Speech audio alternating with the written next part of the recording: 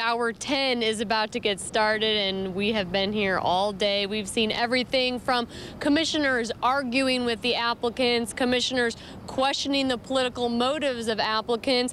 We've seen commissioners storming out, then coming back in. This board still is unfunded. This board still has nowhere to meet. This board still has no power to actually decide anything. Twitter's going crazy right now, too. You've got some conservative people who are not happy about that right now. Well, I guess in his defense, they haven't offered it yet, so there's nothing to really talk about. But I guess they were. We'll talk later. All right, hey, Lauren my Lee. boss offers me $40,000. I'm not turning it down. down. Yeah, probably not turning it down either. All right. Devin Mondi says top Division I colleges have come to Olive Branch games to recruit him, just to see him watching from the sidelines. He says this should be about his future and not the politics of high school football. Friday Night Lights. Merle, multiple sources within the Memphis Police Department tell us this is an organized movement in the precincts with the potential to cost the city hundreds of thousands of dollars.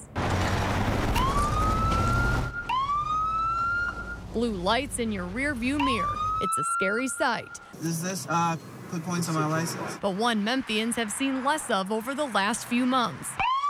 Sources inside the police department tell Fox 13 there's an organized effort among patrolmen to write fewer tickets to get back at the city for cutting officers' pay. That's one of the things I've been telling the administration. Public safety is going to suffer. That's one of the things I've been telling the citizens. Public safety is going to suffer. Mike Williams with the Memphis Police Association says he doesn't know or condone of the practice, but the numbers are there. Sources tell us the campaign started in July when the pay cuts showed up on paychecks. In July of this year, officers wrote 10,700 fewer tickets compared to July of last year. That's a 40% decrease. In August, officers wrote 7,566 fewer tickets than the same month last year. That's a 27% decrease. That's a total of more than 18,000 fewer tickets for the first 2 months of the protest. Williams says it's a morale issue for officers out on the streets. What's my incentive to get out and write tickets at a feverishly pace when there's the looming taking away of benefits and pensions? The effect is a potential hit to the pocketbook of the city.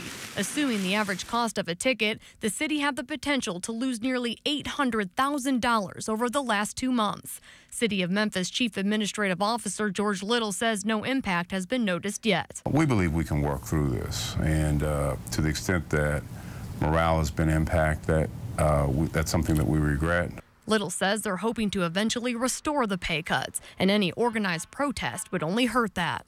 If in fact it does impact revenues, I mean, that's frankly how that's the source from which we would restore any pay cuts. So it could be one of those self-fulfilling prophecies. They're shooting all the citizens in the foot from a revenue standpoint. Through a spokesperson, Police Director Tony Armstrong says he is not aware of any such work stoppage, which would be a violation of MPD policy and procedure. Williams says he too hasn't heard of the protest, but isn't surprised. You just have officers who feel like they've been not treated fairly, and they just got a lot on their minds right now. A new holy war. Good evening, I'm Lauren Lee. Ernie Freeman is off tonight. There's a new battle brewing down in DeSoto County schools over religion, this time over the good book. Well, Marcus, you left out a name there, Coach Kale. Is he in there? Well, you know, the University of Memphis left him out of the Hall of Fame, and so I kind of left his name out of it, yeah. You know, no images of Coach Cal too bitter Harry still, I guess. anywhere, yeah, too soon, too soon. Too soon.